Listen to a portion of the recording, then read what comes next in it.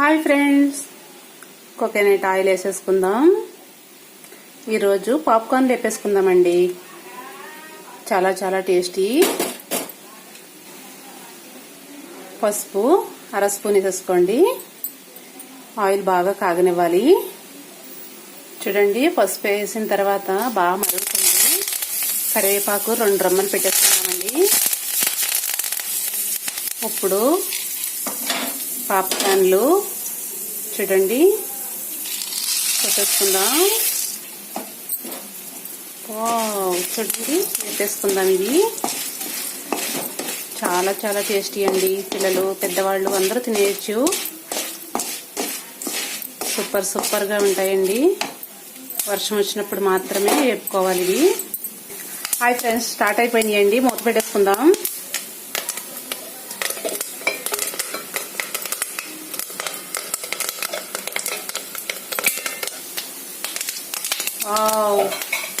చూడండి ఎంత బాగా వేగిపోతున్నాయో. కొంచెం కదుపుకోండి. చాలా చాలా టేస్టీ అండి. మీరు కూడా పాప్కార్న్ తెచ్చుకొని ఇలా వేసేసుకోండి.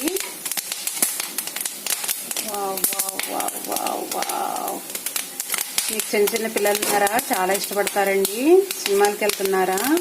ఇవి వేపేసుకుని కవర్లో పోసుకుని వెళ్ళండి. అక్కడ ఫుల్ రేట్ ఉంటాయి. అక్కడ కొనుక్కోవాల్సిన పని లేదు. మన ఇంటికాడే తయారు చేసి పట్టుకెళ్ళొచ్చండి. చాలా తక్కువలో అయిపోతాయి. సూపర్. చూడండి, పాప్కార్న్లు అన్నీ ఎగిపోయినాయి. ఒక ప్లేట్లోకి తీసేసుకుందాం. సాల్ట్ చల్లేసుకుందామండి. లైట్గా మనకి ఎంత కావాలో అంతే. సూపర్గా ఉంటాయండి. చాలా చాలా టేస్టీ. కారం జల్లేసుకుందామండి. చాలా చాలా టేస్టీ అండి. పిల్లలు అయితే చాలా ఇష్టంగా తినేస్తారు. సూపర్గా ఉంటాయి. చూడండి ఎంత బాగా వచ్చేసినాయో.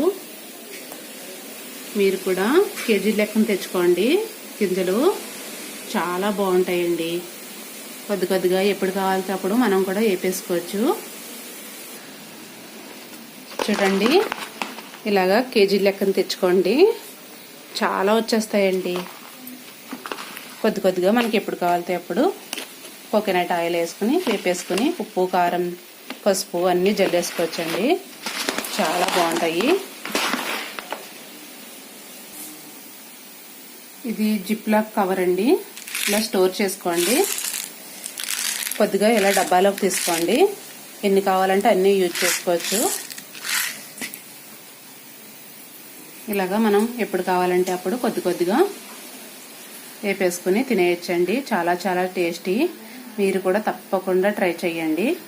మీకు నచ్చితే కనుక లైక్ చేయండి, షేర్ చేయండి.